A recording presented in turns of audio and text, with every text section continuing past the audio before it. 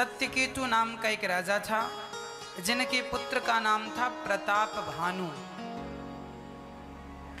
प्रताप भानु इतने बड़े राजा थे, सब प्रकार की संपन्नता थी।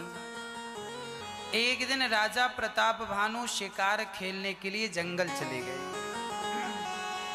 वहां जंगल में रास्ता भटक गए, शिकारी के पीछे पीछे चले गए और एक बहुत भयानक जंगल में वो प्रवेश कर गए। रास्ता भटक गए, किस तरफ से आए थे और जंगल बड़ा था। रास्ता जब भटके, कोई और छोर नहीं मिला। प्रताप भानु को डर लगने लगा कि जंगल में कहीं मैं मर ना जाऊं। तभी वहां किसी एक संत की कुटिया नजर आई, घनघोर जंगल में। प्रताप भानु कुटिया पर चले गए। एक संत बैठे थे। संत से प्रताप भानु ने कहा, आप कौन हैं? संत ने कहा, पहले तुम बताओ, तुम कौन हो? प्रताप भानु ने कहा, मैं प्रताप भानु का मंत्री हूं। उस संत ने कहा, तुम झूठ मत बोलो, तुम प्रताप भानु के कोई मंत्री वंत्री नहीं, तुम स्वयं प्रताप भानु हो। अच्छा, प्रताप भानु बड़ा प्रभावित हुआ इस बात से कि महात्मा जंगल में बैठे हमारे बारे में जान रहे हैं। अच्छा, ये कोई साधु वाधु नहीं था। प्रताप भानु ने युद्ध करके जिन राजाओं को पराजित कर दिया था, कुछ राजा शर्म के मारे घर ना जाकर जंगल में रहने लग गए। उन्हीं में से एक ये बाबा था, कपटी साधु, नकली साधु। अब राजा प्रताप भानु से बदला लेने का उस कपटी को बड़ा मौका मिल गया। प्रताप भानु ने कहा, महाराज आप कौन हैं? संत ने कहा, मेरा नाम एक तनु है। गोस्वामी तुलसीदास जी लिखते हैं, तुलसी जसी भवितव्यता तैसी मिलई सहाय।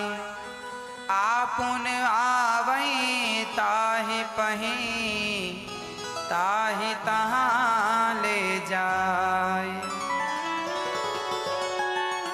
लोग कहते हैं ना कि फलाना आदमी पानी में डूबकर मर गया, तो आप कहते हैं वहां ना गया होता तो पानी में डूब के ना मरता। ऐसी तो लोग कहते हैं, फलाना व्यक्ति पानी में डूब के मर गया, तो आप लोग कहते हैं वहां स्नान करने ना गया होता, नदी के किनारे ना गया होता तो ऐसी दुर्घटना ना घटती। आप ठीक कहते हैं, पर तुलसीदास जी कहते हैं ऐसा नहीं है। ऐसा होना था, उसे पानी में डूब के मरना था, इसीलिए होनी तो होके रहे। तुलसी, गोस्वामी तुलसीदास जी कह रहे हैं, तुलसी जसी भवितव्यता तैसी मिलई सहाय। जैसा होना होता है वैसा होके रहता है, उसे आप और हम टाल नहीं सकते। वैसे ही लोग सहायक मिलते चले जाते हैं, है ना? जो होना है वो होके रहेगा। इसीलिए कहा करता हूं, आपके चाहने और मेरे चाहने से कुछ भी नहीं होता। आदमी जबरदस्ती टेंशन लिए घूमता है। कर्म करना तुम्हारा काम है, मेहनत तुम करो, इसका परिणाम क्या होगा वो तुम्हारे हाथ नहीं है। भगवान के भरोसे छोड़ दो, जो भगवान करेंगे बेहतर करेंगे। प्रताप भानु जंगल में बाबा जी के चक्कर में पड़ गया। झूठे कपटी बाबा थे। कहा, मेरा नाम एक तनु है। बोले एक तनु का अर्थ? बोले जब से सृष्टि बनी तब से मैंने दूसरा शरीर ही नहीं पाया, इसलिए लोग एक तनु कहते हैं। देखिए, आदमी जब झूठ बोलता है ना, तो वो भी सोचता झूठ बोल ही रहे हैं तो थोड़ा मोड़ा क्यों बोले, बड़ा बोले। अच्छा, ज्यादा बड़ा झूठ बोलने से ना लोगों को यकीन भी हो जाता है।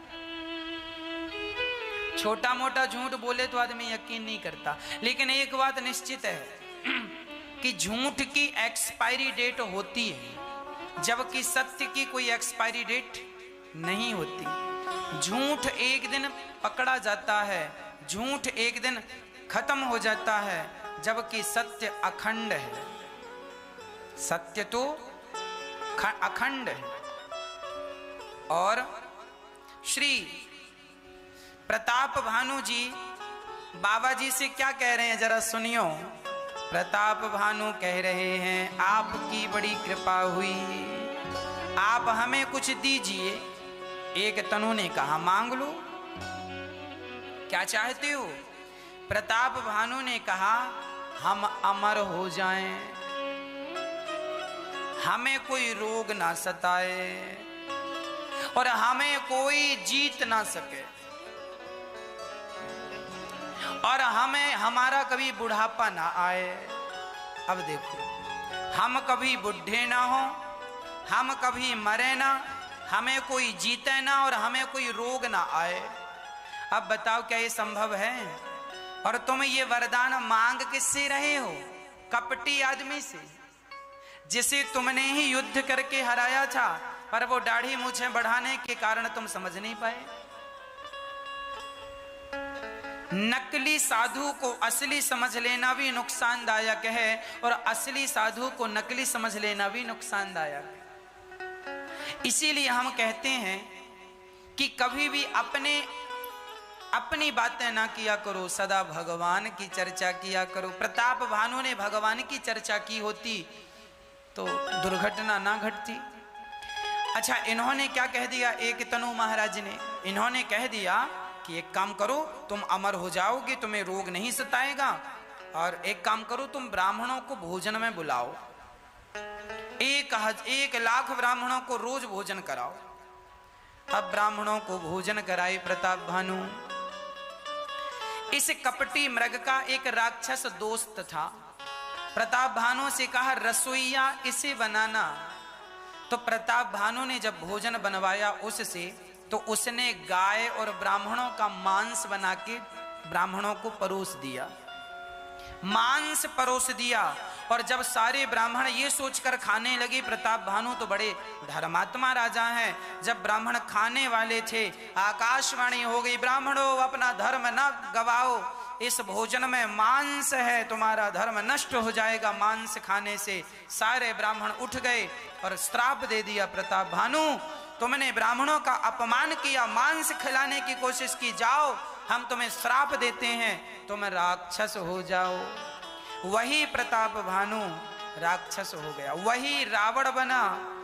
जिस रावण को राम जी ने मारा, अभी जिनकी कथा हम लेटेस्ट रावण, जिन राम की कथा भी सुनते हैं, जिस रावण का पुतला जलाते हैं, ये कौन रावण है? ये प्रताप भानु रावण है। अब नगरवासी कहने लगे, इतना धर्मात्मा राजा और उसकी ये दुर्दशा। तब कहा, देखो विलन जितना ताकतवर होगा उतनी बढ़िया पिक्चर हिट होती है। तो राम के सामने रावण है, और रावण किसे बनाए? ऐरे गहरे नथु खैरे को तो रावण का पात्र नहीं दे सकते ना। कोई पहलवान हो, बलवान हो, बुद्धिजीवी हो, उसे तो रावण बनाए। तो प्रताप भानु रावण बना, है ना? प्रताप भानु रावण बना। प्रताप भानु का भाई कुंभकर्ण बना, और प्रताप भानु का मंत्री स्वयं विभीषण बना। और इन्होंने खूब तपस्या की। जब ब्रह्मा जी प्रकट हुए तो इन्होंने ब्रह्मा जी से वरदान मांगा। क्या वरदान चाहा? हम काहू के मरहि न मारे, बानर मनोज जाति दुई बारे, हम काहू के, हम किसी के मारे से मरे ना, ऐसी कृपा कीजिए, है ना? हम किसी के मारे ना मरे, ऐसी कृपा की। ब्रह्मा जी ने कहा, रावण देखो ये तो हमारे लिए भी संभव नहीं है, हमें भी एक दिन मरना पड़ता है। बोले फिर दो लोगों से मर जाएं, या बंदर से या मनुष्य से। बानर मनुज जाति दुई बारे, हम काहू के मरही न मारे।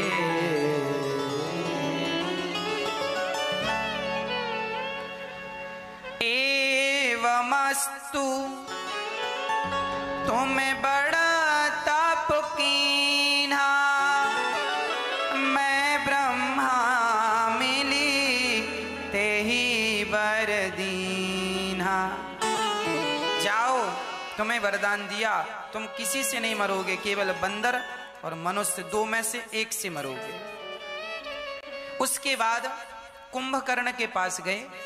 कुंभकर्ण से कहा वरदान मांगो। कुंभकर्ण ने कहा, तुरंत सरस्वती को बुलाया ब्रह्मा जी ने, इसकी जिह्वा पर बैठ जाओ। वो मांगना चाहा था मैं इंद्रासन, पर जिह्वा पर सरस्वती बैठ के उसके शब्दों को बदल कर कह दी, मुझे निद्रासन चाहिए, सोता रहूं।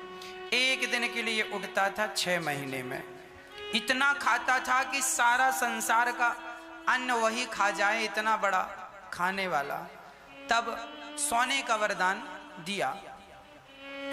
गए विभीषण पास पुनि, कहूं पुत्र वर मांगो, तेहि मांग्यों भगवंत पद, कमल अमल अनुराग।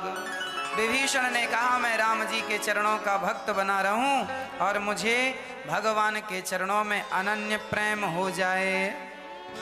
ब्रह्मा जी ने कहा तथास्तु। तीनों को वरदान दिया। अब तीनों, रावण तो लंका के राजा बन गए, और जब लंका के राजा रावण बने तो अद्भुत चर्चा है, रावण उत्पात करने लगा। बाढ़े खल बहु चोर जुआरा, जेलम पट पर धन पर दारा, माँ नहीं मात पिता नहीं देवा, साधुन सन घर बावन, जिनके यह आचरण भवानी, ते जान हुन सिचर सब प्राणी, अतिशय देखी धर्म के ग्लानि, धर्म सवेत धराय कुलानी। रावण के राज्य में क्या होने लगा? बाढ़े खल बहु चोर जुमारा, जेलम पट पर धन पर दारा। चोरों का राज्य बढ़ गया, चोर उचक्के बढ़ गए। बाढ़े खल, खल लोग बढ़ गए, जुआड़ी जुआ खेलने वाले बढ़ गए, लंपट स्त्री लंपट बढ़ गए। पर धन को चुराने जब चारों तरफ अनाचार अत्याचार हाहाकार मच गया, मां नहीं मात पिता नहीं देवा। रावण के राज्य में रावण के द्वारा लोग सताए जाने लगे, अनाचार ऐसा होने लगा रावण के यहाँ, रावण के लंका में, कि कोई अपनी माँ की बात नहीं मानता। माँ नहीं मातु पिता नहीं देवा, अपनी माँ को नहीं मानते थे, पिता को नहीं मानते थे। अत्याचार अनाचार बढ़ गया। तब पृथ्वी माता देवताओं के पास गई, देवताओं से कहा मेरी रक्षा करो। तब देवता शिव जी के पास आए, शिव जी से कहा कहाँ चलें? भगवान से कहें कि वो रक्षा करें। तब भगवान शंकर से कहा कहाँ चलें? बोले हरि व्यापक सर्वत्र समाना, प्रेमोत प्रगट होहि मैं जाऊं। भगवान कहाँ है? जहाँ प्रेम है वहाँ भगवान। यहीं खड़े होकर बुलाओ। सारे देवताओं ने स्तुति की, सारे देवता स्तुति करने लगे।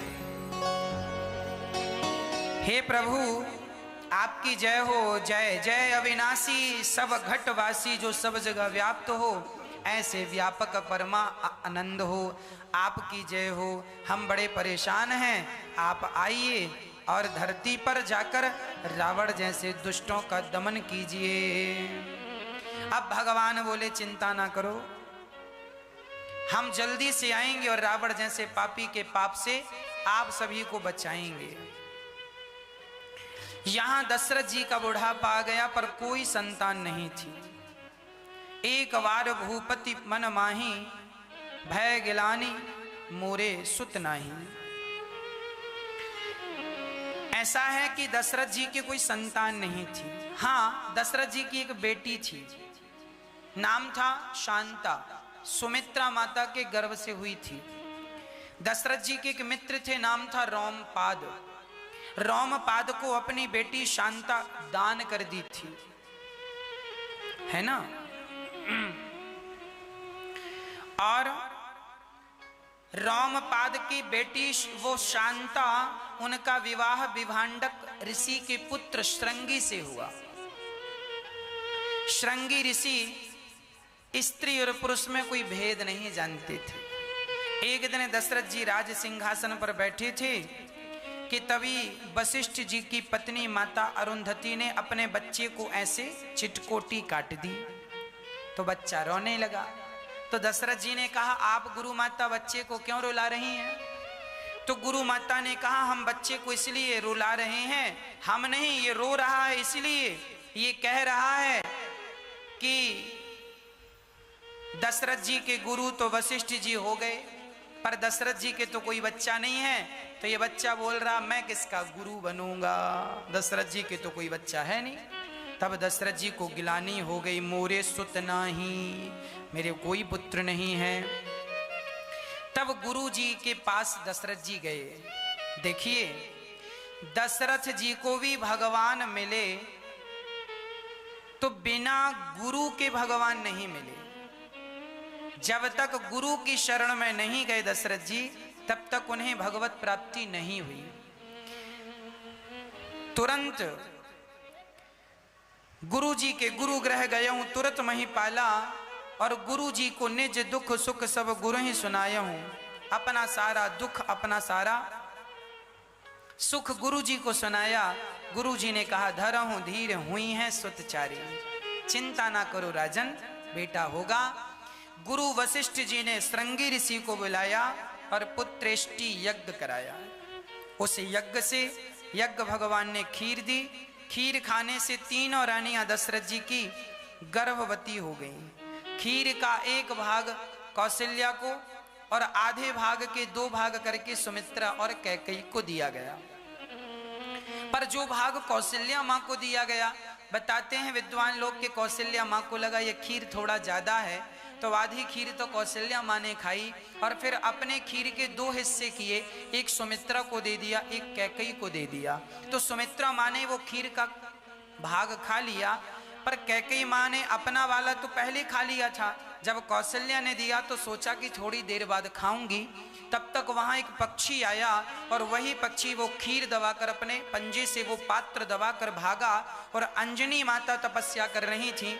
तो अंजनी माँ के हाथ में वो खीर गिरी और अंजनी माँ ने वह खीर प्रसाद समझकर खाई, तो हनुमान जी का जन्म हुआ। इसीलिए राम जी कहते हैं, तुम मम प्रिय भरत ही सम भाई। हनुमान जी को कहते हैं, राम जी तुम मेरे भरत जैसे भाई हो, क्योंकि मेरी माँ ने भरत की माँ कैकेयी को खीर दिया था पर उन्होंने खाया नहीं, तो तुम अंजनी के गर्भ से उत्पन्न हो गए, तो भरत की तरह तुम भाई हो। ये भी तो कह सकते थे लक्ष्मण की तरह भाई हो ना। तुम मम प्रिय भरत ही सम भाई। तो राम लक्ष्मण भरत शत्रुघ्न के अब जन्म का समय आया, सुंदर सा महीना आया, देवता स्तुति कर रहे हैं। और अब जोग लगन ग्रह बार तिथि, सकल भय अनुकूल, चर अरु अचर हर्ष जुत, राम जन्म सुख मूल। नवमी तिथि मधुमास पुनीता, नवमी तिथि मधुमास पुनीता, शुक्ल पक्ष अभिजित हरिप्रीता, आद्य दिवस अति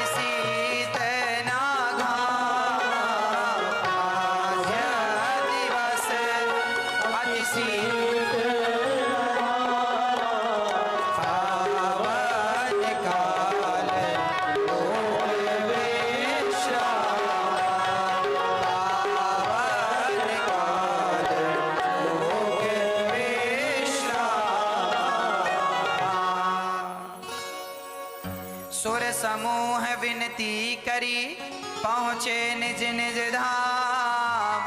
जग निवास चैत्र का महीना आया, शुक्ल पक्ष अभिजित मुहूर्त नवमी तिथि। राम जी नवमी में क्यों आए? क्योंकि पूर्णमदः पूर्णमिदं पूर्णात् पूर्णमुदच्यते।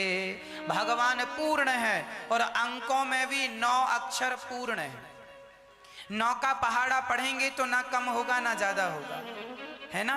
9 एक कम 9, 9 दूनी 18, 8 और 1 9, फिर 3 27, है ना। तो 9 का पूरा पहाड़ा पढ़िए, पूरा 9 ही, ना एक कम होगा ना एक ज्यादा। तो 9 का अंक ऐसा है, ना कम ना ज्यादा। इसीलिए राम जी ऐसे मर्यादा पुरुषोत्तम है जो पूर्ण मर्यादा, इसीलिए पूर्ण मदः पूर्णमिदम्। सब देवताओं ने स्तुति की, प्रभु आओ, और सारे देवता स्तुति करके गए। तुलसीदास जी लिख रहे हैं, उसी समय दिन के ठीक 12 बजे उसी समय दुंदुभियां बजने लगी, जय जयकार होने लगी, और भय प्रगट कृपाल दिया। बधाई हो बधाई हो बधाई हो। अब जैसी सखियों ने संदेश दिया, पुत्र जन्म, दशरथ जी पिता बन गए आप। बुढ़ापे में रबड़ी सी रात में लड़ुआ सुलाला जायो है कौशल्या मैया ने। अच्छा, अब तो जो हार पहन रखा था दशरथ जी ने, ले जा, ये ले जा। तब तक दूसरी सखी आई, सुनो हमें भी बधाई दो। अच्छा, वही बधाई लेने आई है ना जो पिछली? ना मैं नई खबर लाई हूं। तो तुम क्या खबर लाई हो? बोले सुनो, कैकई ने भी एक सुंदर से लाला को जन्म दिया है। अच्छा, तुम ये ले जाओ। दशरथ जी मानहु ब्रह्मानंद समाना। सुमित्रा ने एक नहीं 2 बच्चों को जन्म दिया। अब तो दशरथ जी खूब आनंद से बधाइयों की बौछार होने लगी। दशरथ जी ने ब्राह्मणों को बुलाया, दान किया, भूमि दान, गौ दान, सर्वस्व दान। लिखा है रामचरितमानस में, सर्वस्व दान दीन सब काहू। और इतना दिया कि जिसने पाया वो ले जा ही नहीं सका। अब बताओ, एक आदमी आए आपके घर कुछ मांगने और आप उसे 1 कुंटल दे दीजिए, तो 1 कुंटल अकेला आदमी कैसे ले जाएगा? वो आया था कि भाई 10-20 किलो मिलेगा, है ना। तो दशरथ जी ने कुंटलों से सोना दिया। अब कितना ले जाएगा? हाथ में जितना आएगा उतना तो ले जाएगा। इतना दिया दशरथ जी ने कि जेहि पावा राखा नहीं ताहू, सर्वस्व दान दीन सब काहू। लिखा है सर्वस्व दान कर दिया दशरथ। दशरथ जी की जितनी संपदा थी सब दान कर दिया, और जितना वो दान करते जाते थे उतना उनका धन बढ़ता जाता था, उतना आता जाता था।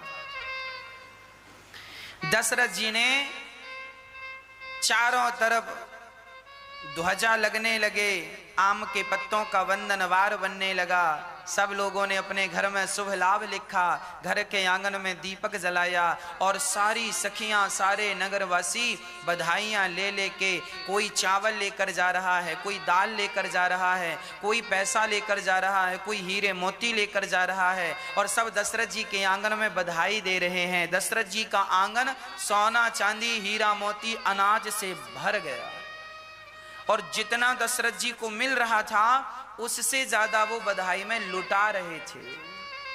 हाँ, जो लोग इतना सा लेकर जाते, लाला को जन्म मुंह दिखाई कहते हैं ना, जब बच्चे को देखने जाओ तो मुंह दिखाई कुछ देते हैं, सगुन होता है, लोग देते हैं। छोटे से बच्चे का जन्म हुआ, आप गए, मुंह दिखाई कुछ देना होता है। तो राम जी का मुंह देखने जो भी आए सब गदगद हो गए, और दशरथ जी ने कहा आप सब आशीर्वाद देने आए हो, खूब ले जाओ। खजाने खोल दिए, हीरे मोती सब खो, जिसको जितना मन करे ले जाओ। आकाश से सुमन वृष्टि हो गई, आकाश से सुंदर सुंदर पुष्प बरसने लगे। सब कुछ दशरथ जी ने दान कर दिया। चंदन और कुमकुम की तो कीच मच गई।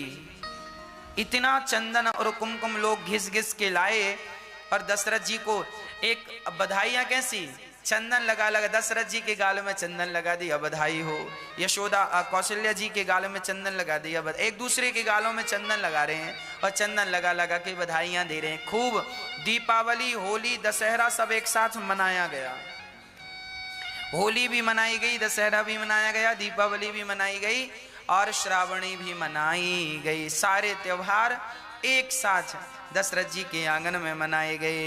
ग्रह ग्रह बाज बधाव शुभ, प्रगटे सुषमा कंद, हर्षवंत सब जहाँ तहाँ, नगर नारी नर वृंद।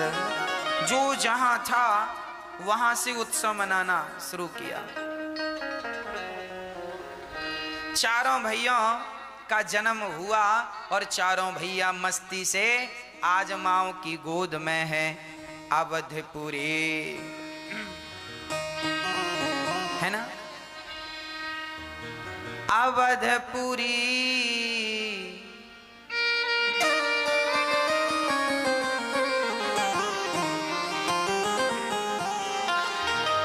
अवधपुरी सोहाही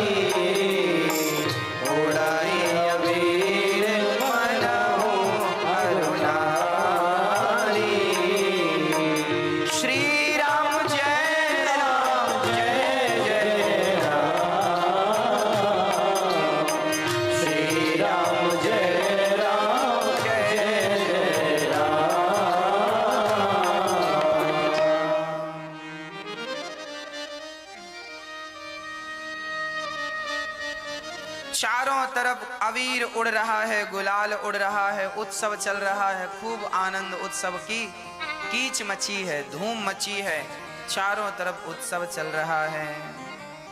गोस्वामी जी लिख रहे हैं, माँ से दिवस कर दिवस भा, मरम न जानय कोई, रथ समेत रवि था क्यों, निशा कवन विधि हो। एक महीने का एक दिन हुआ आज। जब राम जी का जन्म हुआ तो सूर्य भगवान राम जी को देखने में इतने मस्त हो गए कि सूर्य भगवान जाने का नाम नहीं लिए। एक महीने तक दिन ही रहा आया। सूर्य भगवान भी आनंद से देखते कि देखते रह गए। एक बार भी वो जाने का नाम नहीं ले रहे हैं। इतना आनंद, इतना सुख, इतने सुख की अनुभूति हो गई। अब यह सत्य कोई जान ना सका जल्दी से। अब गुरु जी को बुलाया गया। राम जी का उत्सव चल रहा है, सारी नगरी बड़ी सुहावनी है, आओ जरा हम भी नगरी का पावन सा दर्शन कर लेते हैं।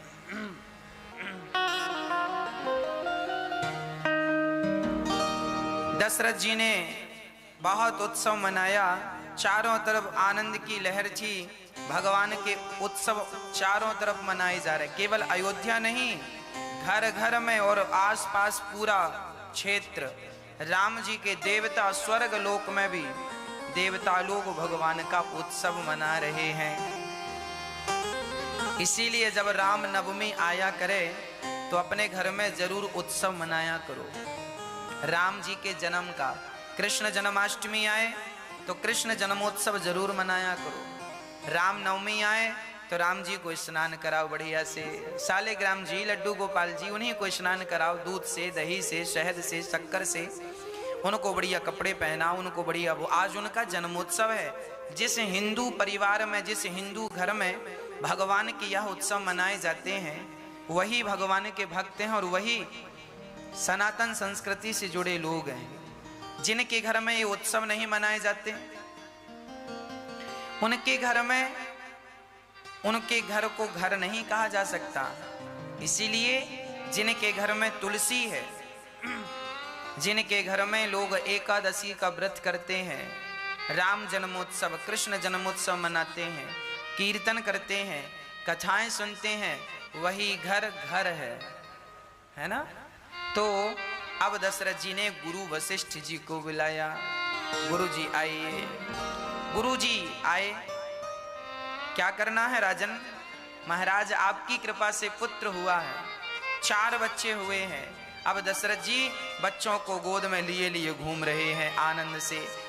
वशिष्ठ जी आए, चरणों में प्रणाम किया, चरण धोकर बिठाया, कहा महाराज मेरे पुत्रों का नामकरण संस्कार कर दो। आज भगवान का नामकरण संस्कार श्री वशिष्ठ जी कर रहे हैं। देखिए, संस्कार शब्द तो भगवान के साथ भी जुड़ा है। जो भगवान, जो व्यक्ति संस्कार से जुड़ा है, वही आज सुखी और सुरक्षित है। जो संस्कार से नहीं जुड़ा, आज वो सुखी भी नहीं है और सुरक्षित भी नहीं है। मैं सुरक्षा की बात इसलिए कर रहा हूं कि आज शराब लोग पी लेते हैं, मांस खा लेते हैं। जो व्यक्ति मांस खा रहा है, शराब पी रहा है, समझ लेना कि यह व्यक्ति सुरक्षित नहीं है। सुरक्षित उसी को समझना चाहिए जो मरने के बाद भगवान के धाम को चला जाए भक्ति के बल पर, और जो भगवान के धाम को ना जाए, नरक में चला जाए, तो वो सुरक्षित कैसे है? वो तो असुरक्षित है, क्योंकि इसे तो नरक जाना है। तो आप अपने संस्कार इतने स्ट्रांग कीजिए, इतने मजबूत कीजिए, अपने आप को भगवान से इस कदर जोड़िए कि आप सदा भगवान के धाम में ही जाएं। अभी भी भगवान के चरणों में आप बैठे हैं और ऐसे भजन करते हुए, भगवत प्रेम करते हुए आप भगवान के धाम को चले जाएं। और ये कब संभव है? जब हम अपने आप को संस्कारों से जोड़ेंगे, सत्संग से जोड़ेंगे। आज हमारे देश में संस्कारों की जरा कमी होती जा रही है। आज माँ बाप अपने बच्चों को वह संस्कार नहीं दे पा रहे हैं जिन संस्कारों की बात रामचरितमानस में लिखी है। अभी देखिए, वशिष्ठ जी नामकरण संस्कार कर रहे हैं। आगे जब भगवान पढ़ने के लिए जाएंगे तो वहां पर एक बात लिखी है कि जब राम जी पढ़कर आते हैं तो पढ़कर बेटा आ गया है, पता कैसे चलेगा? आजकल तो माँ बाप डिग्री चेक करते हैं, वाह फर्स्ट नंबर आया, इतने तुमने नंबर लाए, यह ग्रेड आया आपका, वाह। माँ बाप आजकल ग्रेड देखते हैं। आजकल माँ बाप बच्चों की अंक सूची में नंबर चेक करते हैं, जबकि पहले के जमाने में ये सब नहीं होता था। कैसे? बच्चे का सर्टिफिकेट नहीं बताएगा कि ये कितना पढ़ा है, बच्चे का व्यवहार बता देगा कि ये कितना पढ़ा है। एक तो होता है सर्टिफिकेट, है ना। आजकल बच्चों के पास क्या है? कागज है, ये महाराज जी हमने पीएचडी की है, ये रहा कागज, सर्टिफिकेट है। आपके कागज में तो पीएचडी है, आपके व्यवहार में कितनी पीएचडी है? रियल कागज क्या साथ में ले जाओगे? इसीलिए पहले की शिक्षा और आज की शिक्षा में बस यही अंतर हुआ है कि पहले की शिक्षा व्यक्ति के चरित्र में दिखती थी, व्यक्ति के स्वभाव में, नेचर में दिखती थी, और आज की शिक्षा केवल कागजों में दिख रही है। मैं पढ़ा लिखा हूं, ये कागज बता रहे हैं, पर रियल में पूछा जाए कि क्या तुम्हारे पास अक्ल है? माँ बाप से बोलने का क्या तुम्हारा लिहाजा है? कैसे बोलते हो? अपने से बड़ों से तुम कैसे बात करते हो? तो बात करने की भी समझ नहीं है, अपने से बड़ों से कैसे बात करनी चाहिए। और डिग्री है पीएचडी की, और बात करने का तरीका नहीं सीखा साहब ने, है ना। कागज में तो डिग्री है पर चरित्र में कुछ नहीं है। इसीलिए अब राम जी जब पढ़कर आए, गुरु वशिष्ठ जी के पास जब राम जी पढ़ने गए, और अल्पकाल विद्या सब पाई, गुरु ग्रह गयऊं पढ़न रघुराई। जब राम जी पढ़ने गए और पढ़कर आए, तो जानते हो पढ़कर आए तो राम जी ने क्या सीखा? लिखा है प्रातः काल उठ के रघुनाथा, प्रातः काल उठ के रघुनाथा,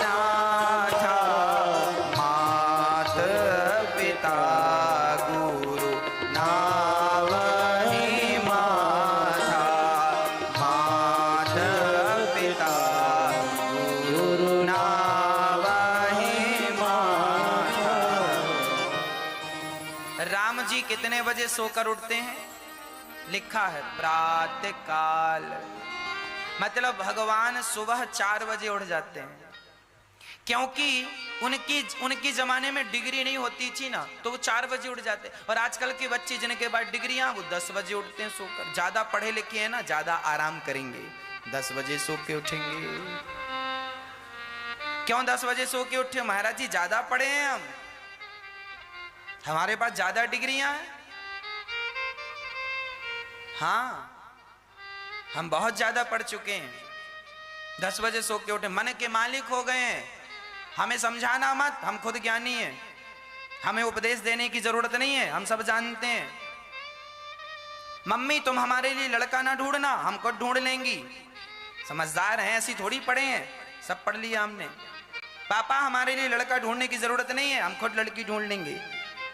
हमारे लिए ना लड़का ढूंढो ना हमारे लिए लड़की ढूंढो, हम पढ़े लिखे लोग हैं, हम अपना निर्णय खुद लेंगे, हम पढ़ लिख गए हैं। जब तक मन करेगा तब तक सोएंगे, जो मन करेगा वहां जाएंगे, जो मन करेगा वो खाएंगे। अरे बेटा अंडा ना खाया करो। अरे पापा तुम पुराने जमाने के हो, जानते हो अंडा में क्या क्या होता है? हाँ, आपको पता नहीं है? अंडा आजकल बच्चा माँ बाप को ही पढ़ा देता है, अब बेचारे चुप रह जाते हैं। आज की शिक्षा आपको कहां से कहां ले आई। इसीलिए कहा करता हूं, पहले के जमाने में रसोई में चप्पल पहन के कोई भोजन नहीं बनाता था, क्योंकि पहले के लोग अनपढ़ थे, कम पढ़े लिखे थे, तो चप्पल पहन के रसोई में नहीं जाते थे। आज पढ़े लिखे हैं, बहू पढ़ी लिखी है, चप्पल पहन के रसोई में जाती है। बेचारी को हो सकता है ये भ्रम हो कि हो सकता रसोई में कुछ कांटे वाटे हों, कुछ कांटों का डर रहता है, सो चप्पल पहन के रसोई में भोजन बना लेती हैं। एक बात बताऊं, जब हमारे देश के जवानों को गोली लगती है तो उन्हें ये बात बताई जाती है कि देश का जवान जब शहीद होता है, छाती में गोली लगती है, तो वो अपने मिट्टी को उठाकर अपनी छाती से लगाता है। जननी जन्म भूमश्चा स्वर्गादपि गरीयसी। जिस मिट्टी पर तुम बैठे हो ना, इस मिट्टी को हमारे यहाँ माता कहा जाता है। क्या कहा जाता है? माता। और जब आप रसोई में भोजन बनाते हैं ना, तो आपके पांव जब जमीन में होते हैं तो आप अपनी माँ की गोद में होते हैं। माँ से एक कनेक्शन होता है, एक कनेक्टिविटी होती है।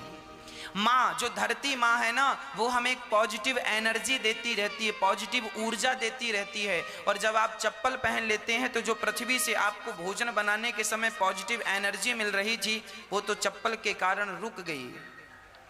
तो भाई सिंपल है, आप फेस का तार पकड़ लीजिए, अर्थ आप मत पकड़िए तो करंट नहीं लगेगा, है ना। आप यदि फेस का तार पकड़ लें और चप्पल पहन के तब तार पकड़ें तो आपको करंट नहीं लगेगा, और आप चप्पल उतार के यदि फेस का तार पकड़ लें तो आपको करंट लगेगा। ये बात साइंटिफिक है कि नहीं? हाँ या ना? फेस का तार देखो, प्रैक्टिकल ना करना, जिन्होंने किया है मैं उनकी बता रहा हूं, आप ना करने लग जाना। फेस का तार पकड़ लेने के बाद यदि आपने चप्पल पहन रखी है तो जमीन से जो अर्थ मिल रहा था वो अर्थ चप्पल के कारण कट गया, आपको करंट नहीं लगेगा। और चप्पल उतार के तार पकड़ लीजिए, फेस का करंट लग जाएगा। ये साइंटिफिक है, विज्ञान कहता है और दिखता है ये। अब सोचिए कि पृथ्वी में कुछ तो है, ना होता तो करंट कैसे लगता? कुछ एनर्जी है ना, यदि ना होती एनर्जी तो करंट कैसे लगता? मतलब वो एनर्जी जो थी वो तुम्हारे पांव से होती हुई तुम्हारे हाथ के द्वारा तुम्हारे भोजन में जाती है। जब तुम आटा की लोई बनाती हो, रोटी बनाती हो ना, तो वो जमीन की जो एनर्जी है, पॉजिटिव एनर्जी, वह भोजन जाती है भोजन में, और भोजन के द्वारा वह हमारे पेट में जाती है। पर आपने चप्पल पहन के भोजन बनाया तो वो एनर्जी कट हो गई। इसके कारण आपको क्या लगता है छोटी छोटी बातें मायने नहीं रखती? बहुत मायने रखती हैं। भगवान को भोग लगाओ, पवित्रावस्था में लगाओ, जमीन में कुछ बिछा लो, सर्दी है, टाइल ठंडी है, पत्थर किचन का ठंडा है, कुछ बिछा लो, ये ऑप्शन तो हो सकता है। पर चप्पल पहनने के बाद रोटी बनाएं और उस भोजन का भगवान को भोग लगाएं, ये तो कहीं से कहीं तक शोभा नहीं देता। हम अयोध्या में संतों के बीच में रहते थे। हमारी रसोई में, संतों की रसोई में क्या मजाल की कोई पहुंच जाए, कोई पहुंच जाए। अरे भाई, साधु लोग बड़ी पवित्रता का ख्याल रखते हैं, उनकी रसोई में कोई प्रवेश नहीं कर सकता, कैसे भी नहीं प्रवेश कर सकता। और तो सब ठीक है, आप ज्यादा कपड़े पहनकर भी प्रवेश, साधु लोग ज्यादा कपड़े पहन के भी प्रवेश नहीं करते। एक कमर में लपेट लिया, एक गमछा ऊपर डाल लिया, बस जाओ, बिना सिले कपड़े पहन के जाते हैं और ठाकुर जी की रसोई बनाते हैं। चप्पल जूते का तो सवाल दूर दूर तक नहीं है। इसीलिए आपकी बुद्धि भ्रष्ट ना हो, इसीलिए हम समझा रहे हैं, क्योंकि जैसा खाए अन्न वैसा रहे मन, अन्न शुद्ध तो मन शुद्ध। इसीलिए आज हमारे संस्कारों की हमें जरूरत है। भगवान राम के संस्कार देखिए, प्रातः काल उठ के रघुनाथा, राम जी जल्दी उठ जाते हैं और उठ के क्या करते हैं, अपने माता को, अपने पिता को प्रणाम करते हैं, क्योंकि वो उस जमाने की पढ़ाई थी। और आज की पढ़ाई बच्चे अपने माँ बाप को प्रणाम करना भूल गए, प्रणाम करते भी हैं, घुटनों को छू लेते हैं। अब नामकरण संस्कार कर रहे हैं वशिष्ठ जी। जो आनंद सिंधु सुखेरा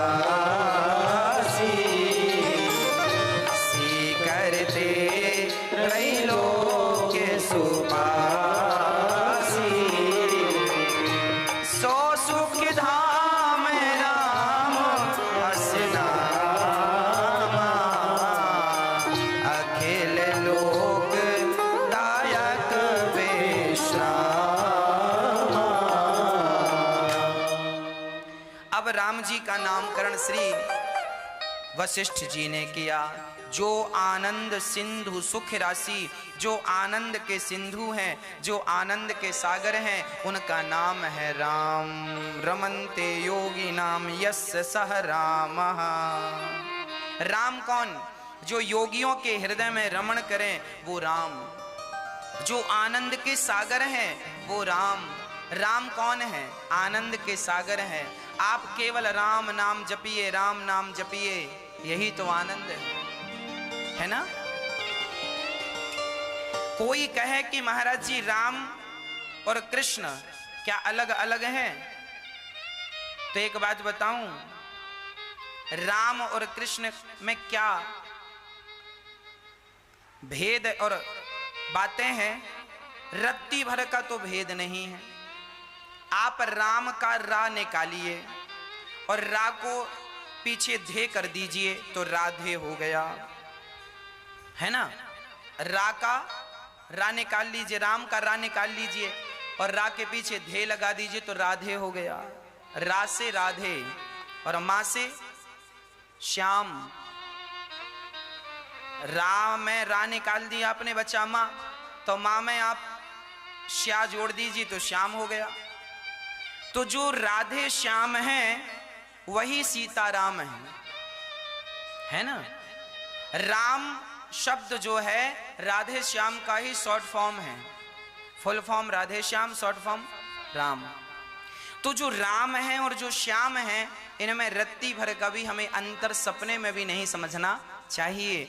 तो राम जो नाम है यह आनंद का सागर है। जो अर्थ राम नाम का है वही अर्थ कृष्ण नाम का है। करस्यति कृष्ण। और आनंद के जो सागर हैं, सुख के भंडार हैं, सुख राशि, ऐसे भगवान का नाम वशिष्ठ जी ने कहा इनका नाम राम होगा। राम जैसा कोई नहीं, राम जैसे तो सिर्फ राम है। एक सज्जन ने हमसे हम ट्रेन की यात्रा पर थे, ट्रेन में यात्रा कर रहे थे। एक सज्जन ने हमसे पूछा, महाराज जी आप राम जी को जानते हैं? हमने कहा बिल्कुल जानते हैं। बोले कौन है? हमने कहा हमारे भगवान हैं। उन्होंने कहा ये बताओ कि आप राम को भगवान क्यों मानते हैं? उन्होंने हमसे सवाल किया पलटकर, आप राम को भगवान क्यों मानते हैं? हमने कहा बता रहे हैं, सुनो। हम राम को भगवान इसलिए मानते हैं क्योंकि राम ने अपनी माँ कौशल्या को जमहाई लेते समय, जैसे कृष्ण कन्हैया ने माँ यशोदा को मिट्टी खाए और मैया ने कहा लाला मुंह खोल, मुंह खोला तो इतने से मुंह में संपूर्ण ब्रह्मांड माँ ने देखा। उसी प्रकार एक दिन भगवान श्री राम जमहाई ले रहे थे और माँ कौशल्या ने देखा तो भगवान राम के इतने से मुंह में सारा ब्रह्मांड नजर आया। ये बात इसलिए आई, राम जी ने माँ कौशल्या को इसलिए दिखाया कि हो सकता है आने वाले युग में लोग ये बातें करने लग जाएं कि राम जी भगवान थे तो भगवान होने का प्रमाण पत्र दो। तो प्रमाण पत्र मांगेंगे सो दे देना कि इतने से मुंह में इतना बड़ा ब्रह्मांड दिखाने वाला कोई सामान्य व्यक्ति तो हो नहीं सकता। तो पहला प्रमाण। हमने कहा साहब ऐसा है कि यदि आप अपने मुंह में हमें सारा ब्रह्मांड का दर्शन करा दो तो हम राम को भूल कर हम आपको ही भगवान मान लेंगे, क्या आप करा सकते हैं? उन्होंने कहा नहीं। अब हमने कहा दूसरा सुनो। हमने कहा हम राम जी को भगवान इसलिए मानते हैं क्योंकि राम जी ने अपनी माँ की बात मानी और माँ की बात माने कहा 14 साल के लिए वनवास जाओ। तो कोई और बेटा होता तो कह देता माँ मैं क्यों जाऊं, पर धन्य है राम की माँ ने कहा और तुरंत वनवास के लिए निकल पड़े। हमने कहा आपके पिता ने और आपकी माँ ने आपको घर से निकाला होता तो आप तो अपने माँ बाप पर केस कर देते, परंतु बिना प्रश्न किए राम जी प्रसन्न चित्त से घर निकल गए, घर से निकल गए और 14 साल तक माँ की आज्ञा मानकर, जब सोचो पिताजी सिधार गए, उसके बाद भरत जी गए थे कि चलो भैया जी अब तो पिता भी नहीं है, आप लौट चलो। सारी प्रजा, सारे लाखों लोग राम जी को लेने चित्रकूट गए थे कि नहीं? सारे लोग लेने गए। आपको 4 लोग मनाने आ जाएं तो हम मान जाते हैं। आप कहेंगे चलो भाई हमारी थोड़ी गलती, इन लोग लेने आए हम आ गए, बहाना मिल जाता। लेकिन राम जी को लेने के लिए सारे नगर के लोग गए थे, बच्चों से लेके बूढ़े तक, और सबने, और उन माँ ने भी, कैकेयी ने भी कहा था ना राम वनवास जाओ, आज वह माँ भी संग आई है, राम जी वापिस चलो, आई है ना, लेने आई है ना। परंतु राम जी वापिस नहीं गए कि मैं अपने मरे हुए पिता को, मरे हुए पिता के वचन का भी, मैं उनके वचन का उल्लंघन नहीं करूंगा। मातृ देवो भव पितृ देवो भव, पिता की आज्ञा भगवान की आज्ञा है, माँ की आज्ञा भगवान की आज्ञा है, मैं उस आज्ञा का कभी उल्लंघन नहीं करूंगा। और धन्य है राम। हमने कहा आप भी 14 साल वनवास में रह के देख लीजिए और 14 साल बाद आप वापस आए तो हम आपको भगवान कहेंगे। आप भी 14 साल वनवास में रह के देख लीजिए, नंगे पांव जरा जंगल जंगल चलिए, और इतना करने के बाद आप अपनी मर्यादाओं में मस्त रहें तो आप स्वयं भगवान हो जाएंगे। भगवान राम इतनी कठिन, इतनी विषम परिस्थितियों में भी राम जी पॉजिटिव रहे, सकारात्मक रहे, इसीलिए राम जी भगवान हैं। हाँ, हमारे और आपके बस की ये बातें नहीं हैं, हमारे और आपके बस की बातें नहीं हैं। ये सब हमारे और आपके बस में कहाँ है बताओ? हाँ, पैदल चल कर द्वारिका जाना, सबके बस की बात नहीं है। राम नाम का रस पी लेना सबके बस की बात नहीं